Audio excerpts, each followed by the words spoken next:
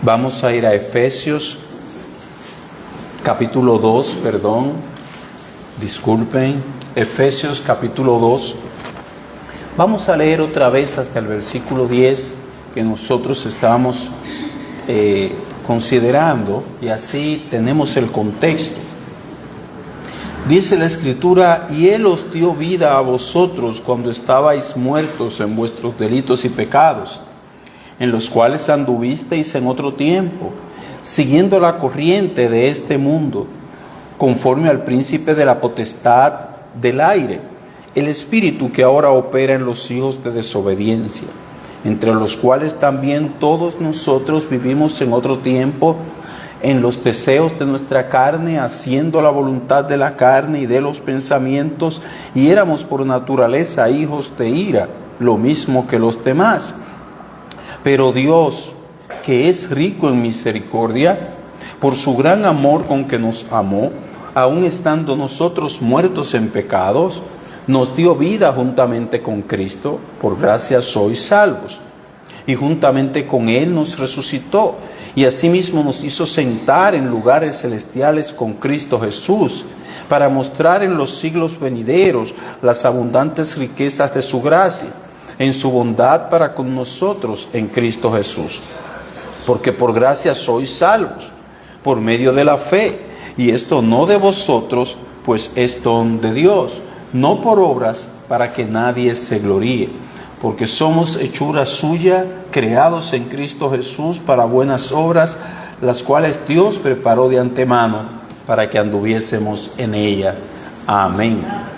Dios bendito y adorable, Salvador amante, solamente podemos decir gracias como cantamos. Gracias por tu amor, gracias porque nos miraste, gracias porque nos salvaste.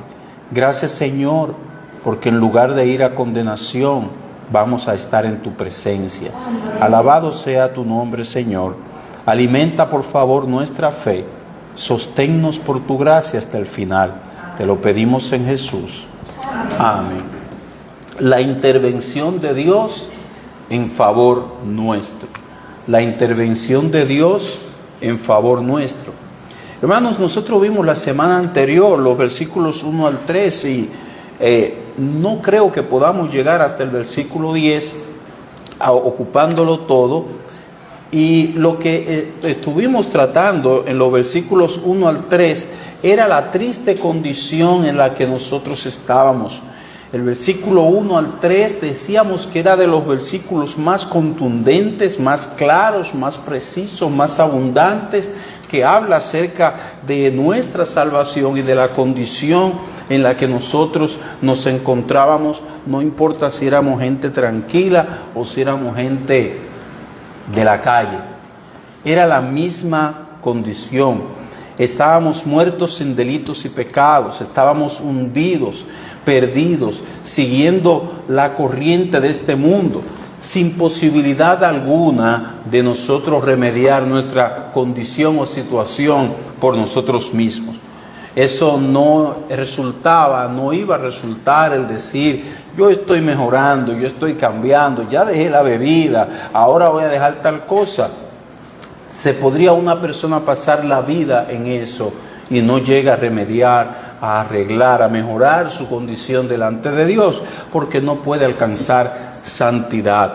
Entonces, así nos lleva el Espíritu Santo, que es el autor de las Escrituras, al verso 4, diciéndonos: pero Dios, que es rico en misericordia, por su gran amor con que nos amó. Esta intervención divina, cuando Él dice pero Dios, todos nosotros sabemos que la palabra pero indica todo lo contrario. Él viene describiendo un estado triste, un estado caído, un estado de perdición, un estado calamitoso. Y luego interviene Dios.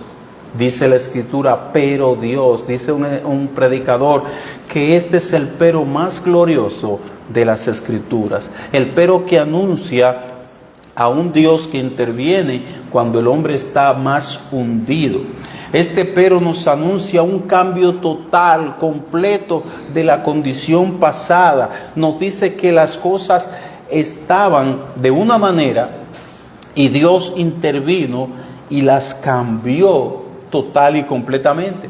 Nos dice que Dios tomó también la iniciativa de salvarnos, pero Dios, dice el texto, que es rico en misericordia por su gran amor con que nos amó, aun estando nosotros muertos en pecado, nos dio vida juntamente con Cristo. Por gracia sois salvos. He leído hasta el versículo 5. Repito, estábamos en la peor de las condiciones cuando Dios intervino en nuestro favor.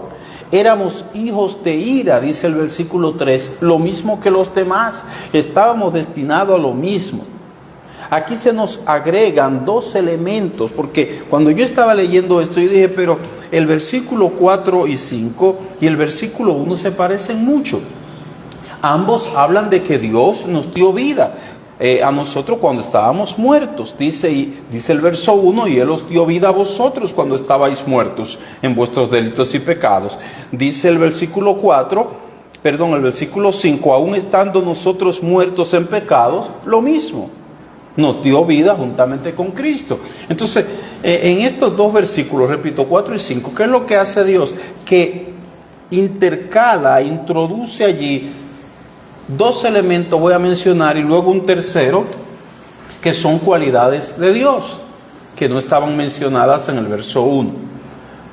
Esas son las cualidades que las cualidades que hicieron, que movieron el corazón de Dios. Se nos dice que Él es rico en misericordia. En segundo lugar, se nos dice el gran amor con que nos amó. La misericordia de Dios quiere decir que Él perdona al que no lo merece, al culpable. Su misericordia y su amor fueron los que le movieron a Él a intervenir para salvar a aquellos que estábamos muertos en delitos y pecados. Eso es lo que nos dice el texto, a diferencia del versículo 1. En este versículo 4 entran en escena la misericordia, el amor de Dios a favor de los elegidos y por ende su gracia. En el versículo 1, recuerde, solamente se nos dice que Él nos dio vida, pero no nos dice cuál fue el móvil de Dios al darnos vida. No nos dice nada más. Ahora se nos dice que fue por su misericordia, su amor, y que fue por su gracia. El apóstol no solamente desea resaltar lo grandioso de nuestra salvación. Él no solamente desea engrandecer, magnificar el hecho de que Dios nos dio vida, sino que también Él desea destacar la misericordia de Dios, la gracia y el amor de Dios en favor nuestro, mostrado a nosotros en la salvación. Esto deja claro que Él tuvo la iniciativa. La salvación comenzó en Él. ¿Y por qué? ¿Por qué Él nos dice eso? Porque así queda fuera la jactancia. No fue por nosotros. No fue que nosotros iniciamos el proceso. Fue Dios y fue por su misericordia y amor. Por gracia hemos sido salvados. Hermanos, que esta lumbrera permanezca encendida en nuestras mentes y corazones. Eso nos lleva a nuestro primer punto, a ver en detalle la misericordia, la gracia y el amor de Dios. Los versículos 4 y 5. Dice, pero Dios, que es rico en misericordia por su gran amor con que nos amó, aun estando nosotros muertos en pecados, nos dio vida juntamente con Cristo. Por gracia sois salvos. Ya dijimos la diferencia entre estos dos versículos y el verso 1. En estos versículos, el 4 y el 5, aparecen juntos los tres elementos, los tres ingredientes que se añaden. Su misericordia movió a Dios a compadecerse de nosotros cuando estábamos en desgracia, estábamos en pecado. Con gracia y con misericordia nos salvó, nos miró con ojos de amor. Dice un escritor, comentando acerca de esto, este amor de Dios es tan grande que desafía a todas las definiciones, o sea, no se puede definir. Podemos hablar de Él como una intensa preocupación por alguien. Podemos hablar de Él como un profundo interés personal en alguien. Podemos hablar de Él como un cálido lazo para con alguien y espontánea ternura hacia alguien, en este caso a los elegidos. Pero aún así, esto es poco decir. Falta más por decir. Aquellos y solamente aquellos que lo experimentan pueden realmente decir lo que es, aunque nunca puedan entenderlo en toda su extensión, como nos dice más adelante el capítulo 3, el verso 19. Y de conocer el amor de Cristo que excede a todo conocimiento. Termina la cita. El amor de Cristo no solo no tiene comparación, sino que no lo puedo comprender, como nosotros cantamos. Excede al conocimiento humano. No lo puedo definir, no puedo decir comienza aquí y termina aquí. Ese fue el amor que Él nos manifestó a nosotros los escogidos cuando nos salvó. Notemos lo que dicen estos versículos. Jehová se manifestó a mí ya hace mucho tiempo, diciendo, con amor eterno te he amado, por tanto te prolongué mi misericordia. Jeremías capítulo 31, versículo 3. Muchas personas se sienten poco amados, pero no puede ser el cristiano, porque el Señor nos dice, con amor eterno te he amado. ¿Cómo comprender ese amor? Un amor eterno, o sea, un amor que no cambia, un amor que es para siempre, un amor que no sufre variación, un amor que no se perturba por las motivaciones, como es el amor humano. Ese es el amor para con los escogidos. Sigue diciendo ya en el Nuevo Testamento el Señor, mas Dios muestra su amor para con nosotros, en que siendo aún pecadores, Cristo murió por nosotros. Romanos capítulo 5, versículo 8. Así se mostró el amor de Dios. Estando nosotros ofendiéndole a Él, Él envía a Cristo para morir por nosotros. Dice Juan, nadie tiene mayor amor que este, que uno ponga su vida por sus amigos. Juan capítulo 15, versículo 13. A veces nosotros pensamos del amor de Dios de una manera ligera. A veces nos limitamos a que, bueno, sí, el amor de Él se manifestó muriendo en la cruz para salvarnos. Y este último pensamiento, o sea, de que Él murió en la cruz para salvarnos, es un pensamiento correcto. Eso es verdad. Esa es una realidad. Sin embargo, hay algo más en el amor de Dios. Por eso hablamos de su inmensidad. Dice Romanos capítulo 8, versículo 38. Romanos 8:38 dice, por lo cual estoy seguro de que ni la muerte, ni la vida, ni ángeles, ni principados, ni potestades, ni lo presente, ni lo porvenir, ni lo alto, ni lo profundo, ni ninguna otra cosa creada nos podrá separar del amor de Dios que es en Cristo Jesús, Señor nuestro. Ese todavía es parte de la descripción del amor de Dios. ¿Qué nos dice? Que es un amor que no puede romperse, que nada de lo creado nos puede separar de ese amor. Hermano, pase lo que pase, el Señor nos sigue amando. Amén. Pase lo que pase, suceda lo que suceda, estaremos siempre unidos por Él con el vínculo del amor. Este es un pasaje muy conocido, no estamos leyendo pasajes rebuscados. Romanos capítulo 8 es un capítulo completamente, o sea, uno de los capítulos más leídos en la Escritura. Pero podemos resumir su enseñanza diciendo que el amor de Dios nos une a Cristo, pero es tan fuerte que nadie nos puede separar de Él. Y es una lista que el apóstol Pablo menciona de cosas de diferente naturaleza y de diferente índole. ¿Y sabe con cuál comienza? Con la muerte. Uno de los enemigos más temidos. por decir de los más temidos, para no decir el más temido. Sigue la vida, sigue ángeles, principados, potestades, no importa que sean las huestes o las potestades de maldad. Lo alto, cosas que nosotros no conocemos, lo profundo, cualquier cosa que no haya sido mencionada aquí, que sea creada, nos puede separar del amor de Dios en Cristo. No depende, hermanos, entonces, de qué tan fuertes seamos nosotros. No depende de si nosotros nos podemos agarrar de Cristo o no. Nada de eso, sino que se trata del inmenso amor de Dios por nosotros en Cristo. Es ese vínculo lo que es fuerte, no nosotros, sino el vínculo que nos une a Él.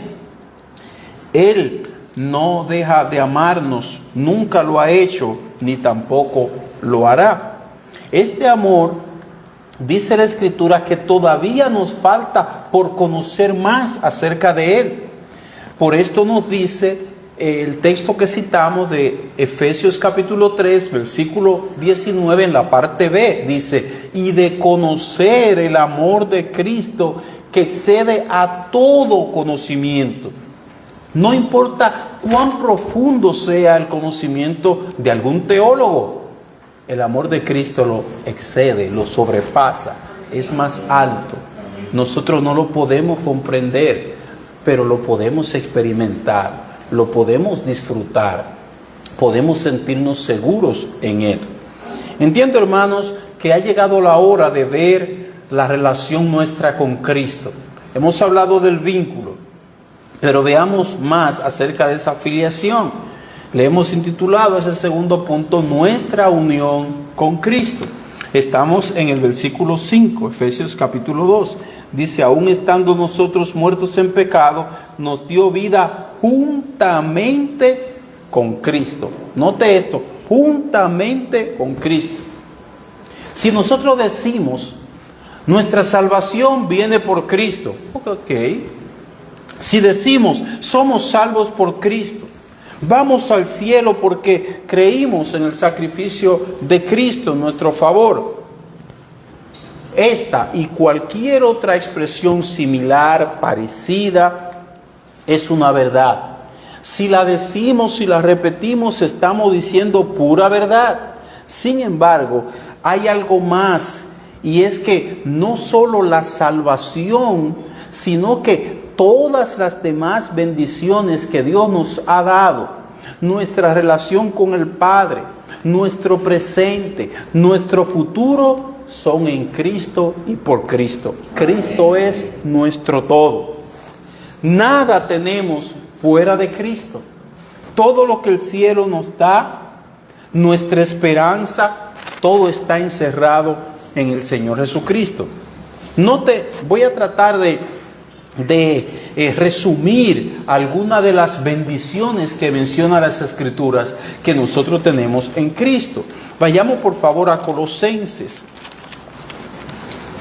Colosenses capítulo 3, dice el versículo 3 y 4, porque habéis muerto y vuestra vida está escondida con Cristo en Dios. Cuando Cristo vuestra vida se manifieste, entonces vosotros también seréis manifestados con Él en gloria.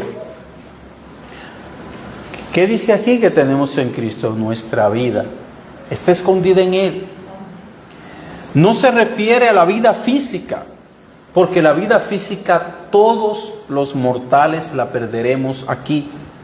Se está refiriendo a la nueva vida que nos ha sido dada. Está escondida en Él. Romanos capítulo 8.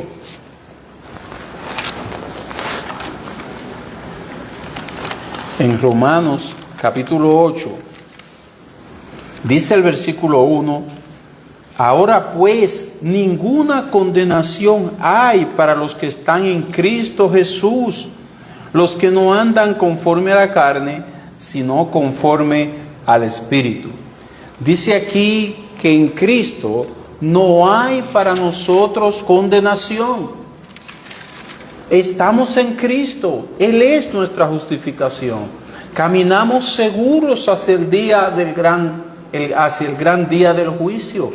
Allí podremos estar delante de Dios, pero no con temor, no aterrorizados, no en miedo, porque estamos en Cristo y sabemos que en Él no hay condenación. Ya Dios castigó el pecado en Cristo. Dice también Gálatas capítulo 3, versículo 26, se los leo. Gálatas 3, 26 dice, pues todos sois hijos de Dios por la fe en Cristo Jesús. Se nos dice que por estar en Cristo somos hijos de Dios, por haber puesto nuestra fe en Cristo. Esto es maravilloso, hermanos. Dice Efesios capítulo 4, el verso 32, Dios también os perdonó a vosotros en Cristo. En Cristo tenemos el perdón de los pecados. Todo lo que tenemos, todo lo que Dios da es en Cristo. Estamos unidos a Cristo. No solamente recibimos bendiciones en Él, sino que también estamos unidos a Cristo, de tal manera que de aquí en adelante, hermanos, todo lugar, todo movimiento, todo cuanto haga Cristo es con nosotros. Amén. Cristo no hace nada, no va a ningún lugar sin nosotros.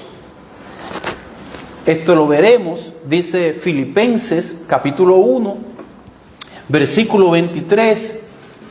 Dice, recuerde lo que estudiamos acerca de esto, teniendo deseo, dice Pablo, de partir y estar con Cristo, lo cual es muchísimo mejor. Nosotros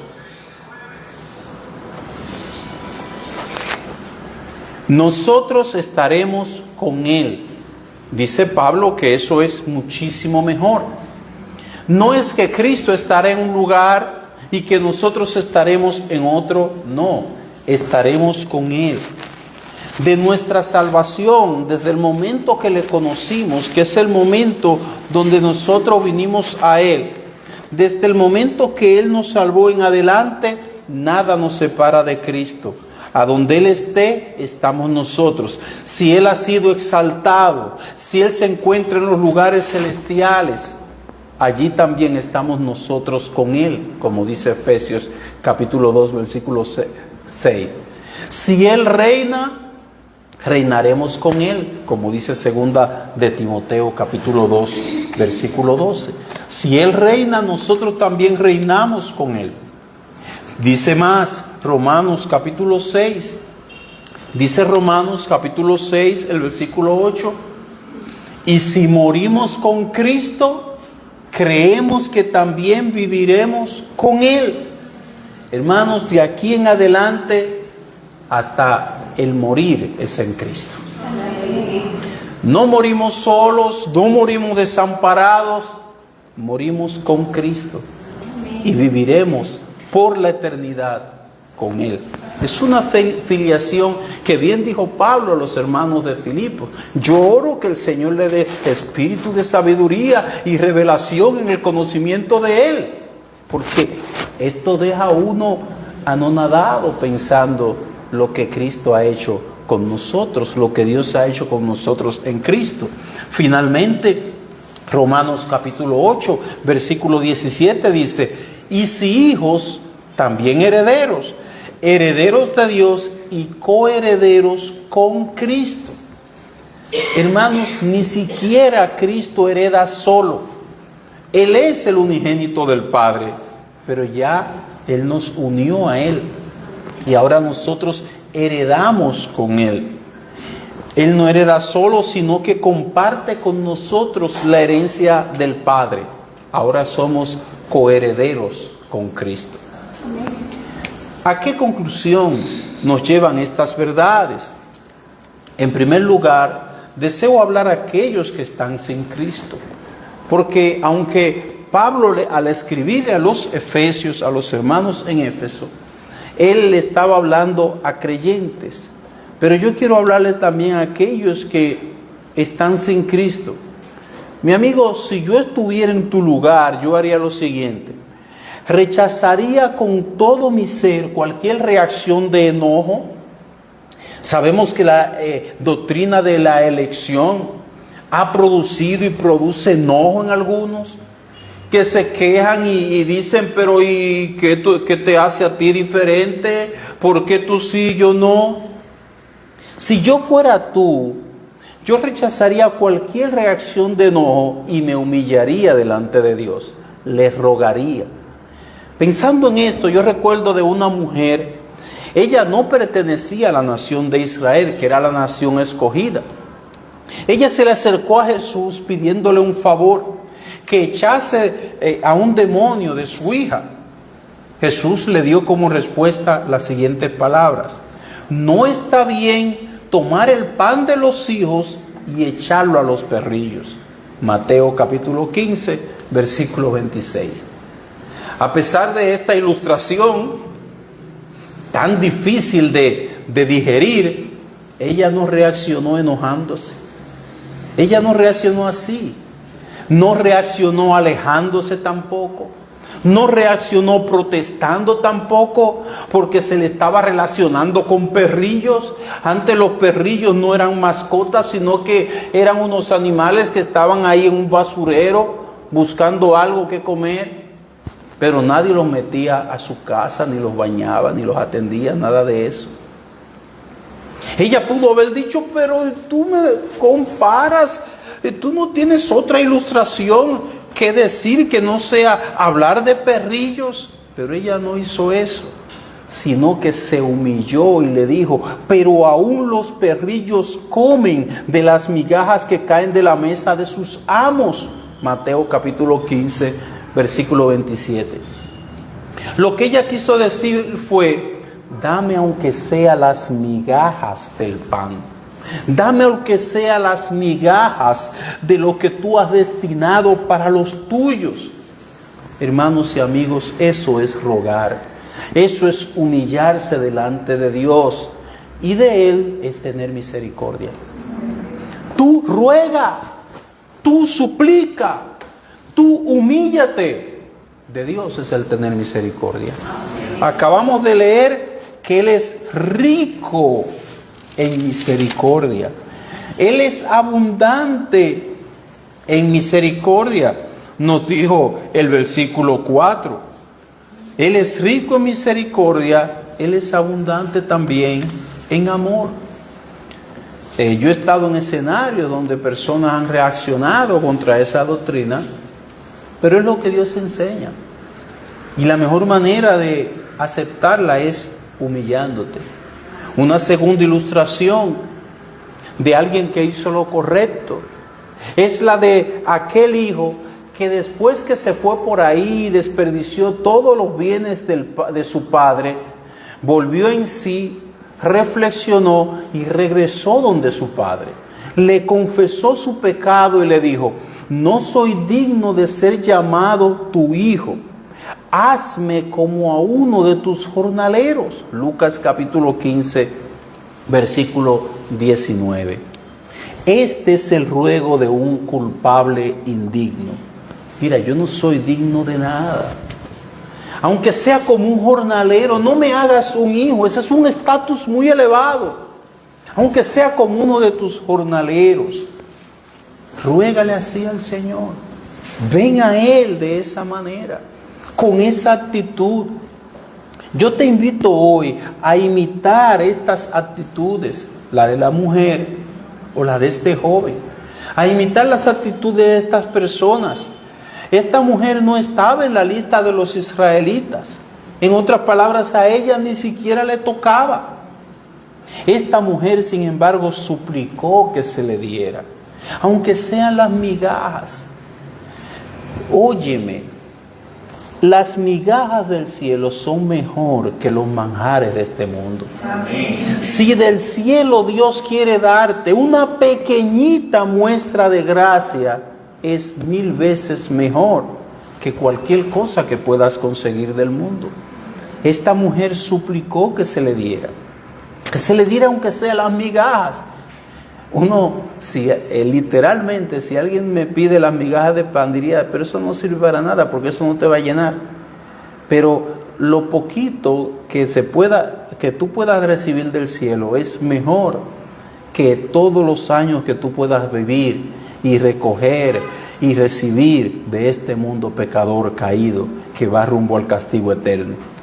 Por otro lado, este hombre se acerca arrepentido, suplica ser colocado, aunque sea como un jornalero, como uno que trabaja un día, echa un día de trabajo y ya come lo que le den y se va a su casa sin compromiso, pero en la casa del Padre. Mi amigo, aunque Dios, tú seas del más bajo rango en el cielo, pero estarás en la casa del Padre si tú le ruegas. Ruégale así y será de mayor bendición que cualquier otra cosa que te puedas imaginar. En segundo lugar, hablando ya a aquellos que están en Cristo, quiero comenzar hablándote de una manera de pregunta. ¿Qué es lo que corresponde al que ha llegado a comprender la salvación en Cristo?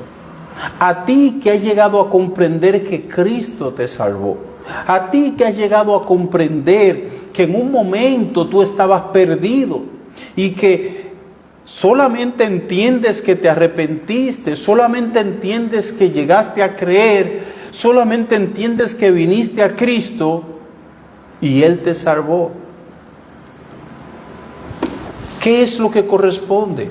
Entiendo que el apóstol nos da respuesta a esa pregunta en la carta a los Colosenses, el capítulo 3. Dice Colosenses, el capítulo 3, así, si pues habéis resucitado con Cristo, buscad las cosas de arriba, donde está Cristo sentado a la diestra de Dios. Poned la mira en las cosas de arriba, no en las de la tierra, porque habéis muerto y vuestra vida está escondida con Cristo en Dios. Mediten esto. Aquí está lo que nos corresponde a nosotros hacer de una manera resumida. Dice que debemos buscar las cosas de arriba donde está Cristo sentado a la diestra de Dios. Allí debemos de poner la mira en las cosas de arriba, porque ya hemos muerto a la vida pasada. Nuestra nueva vida está escondida con Cristo en Dios. Hermanos, sencillamente es una pena ver a un cristiano ocupado en buscar las mismas cosas que buscan la gente del mundo. En vez de buscar las cosas de arriba, buscando las cosas de aquí, la bagatela de este mundo. Y las cosas que el hijo pródigo que citamos comprendió que no le saciaban. Es una pena ver a un cristiano ocupado en buscar esas cosas. Es una pena ver a un cristiano sintiéndose pobre porque no ha logrado, no ha alcanzado lo que el mundo busca, lo que el mundo valora. Y que cuando ellos alcanzan a tener esas cosas se sienten logrados. Es una pena ver a un cristiano deseando ser como algunos del mundo, idealizando a las personas del mundo.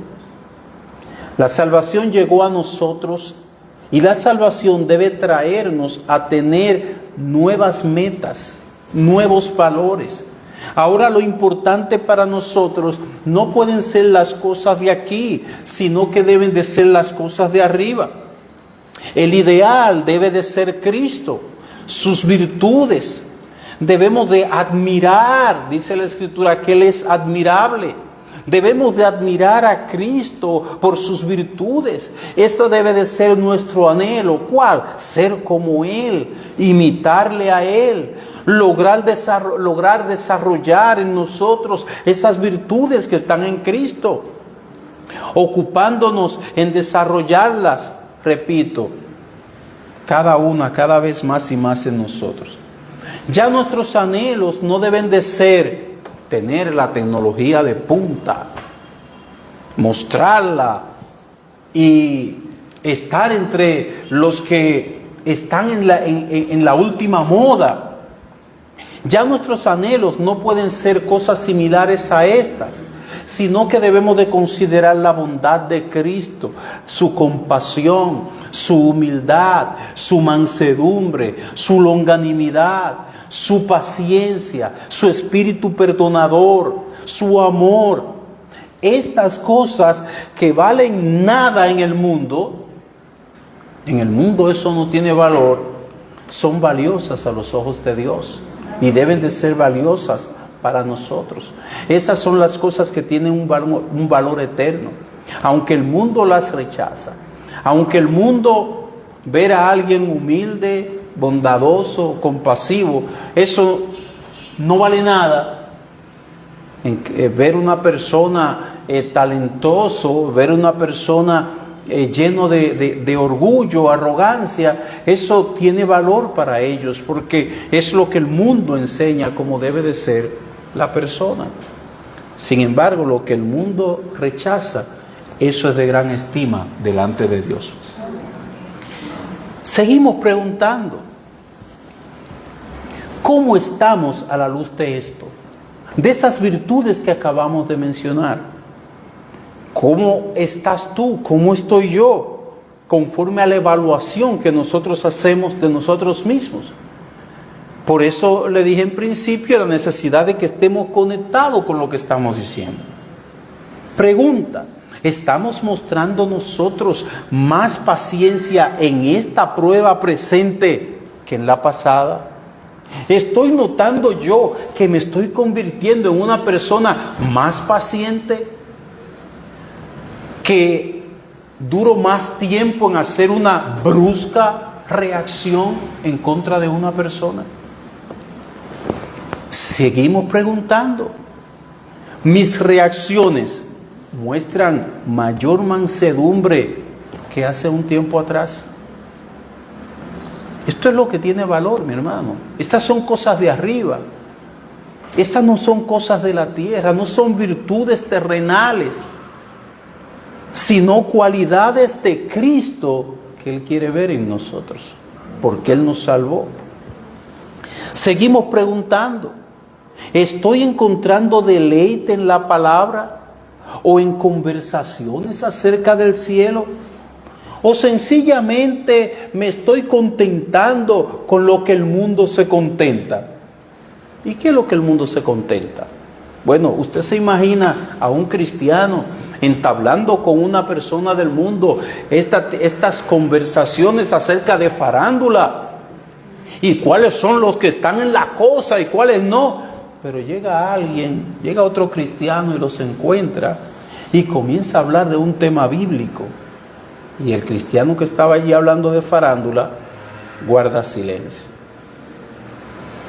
Este cristiano ha sido, no lo veamos como que ha sido agarrado, sino que veamos cómo de los temas que deben envolver a los cristianos, los temas bíblicos, guarda silencio.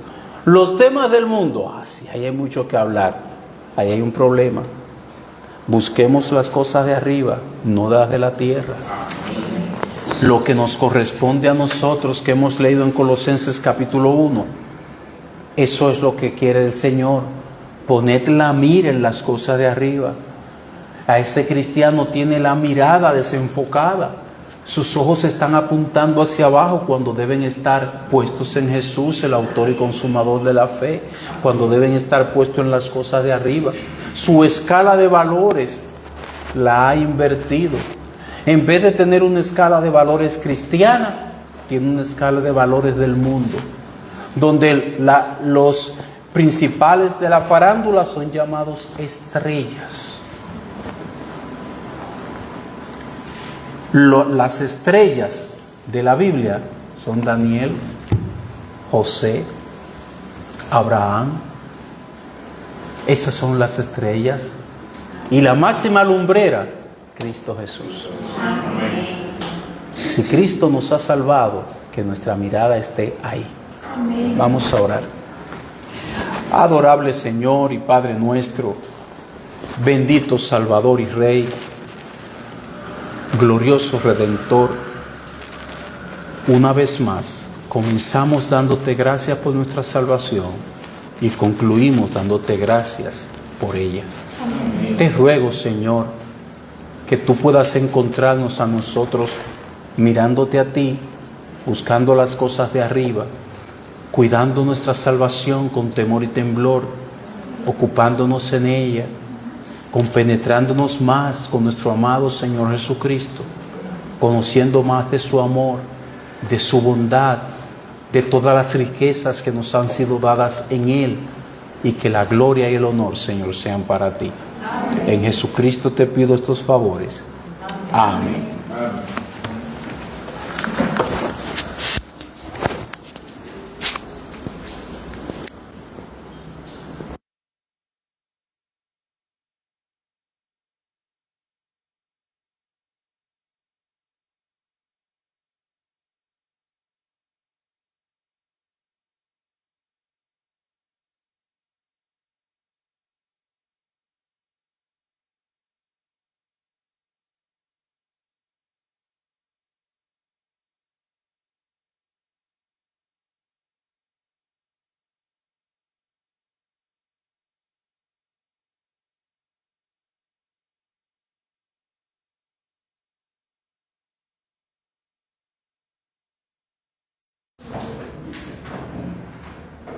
A la lumbrera, este himno nos llama a mirar el verdadero galardón.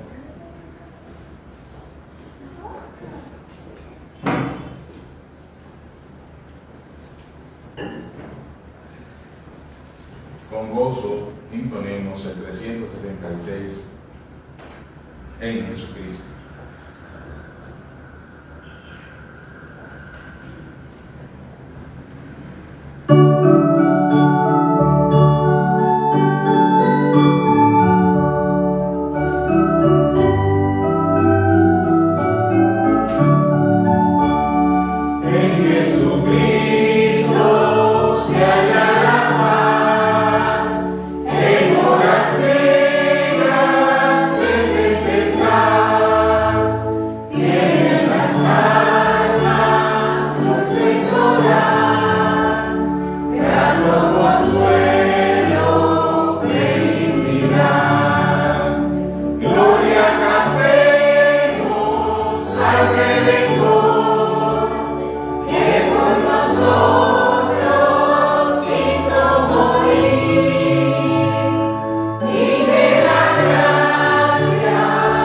Salvador.